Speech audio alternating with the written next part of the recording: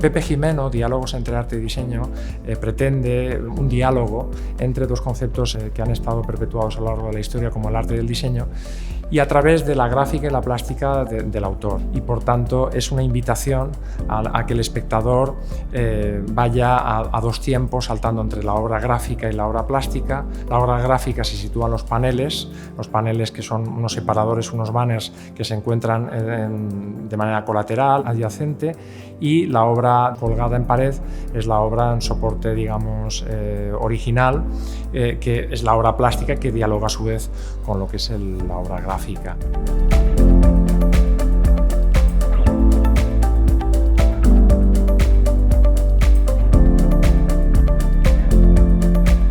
Esta exposición, más que una exposición impactante, trata de ser una exposición mucho más didáctica, una exposición mucho más cercana, mucho más sincera, donde se muestran parte de procesos, donde se muestra la interrelación y la importancia que hay de la comunicación entre arte y diseño.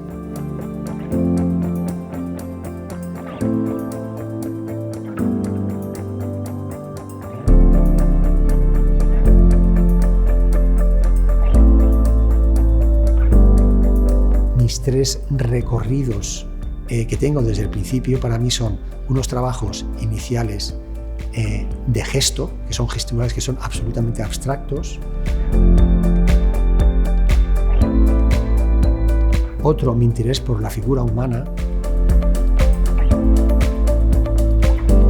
Y el otro es la geometría, o todo lo que tiene que ver con las retículas y con las cosas geométricas. Esos son como mis tres líneas de trabajo. Y esas tres líneas de trabajo se mezclan con distintos soportes. Y pueden estar mezclados escultura, puede estar pintura, puede ser collage o puede ser infografía.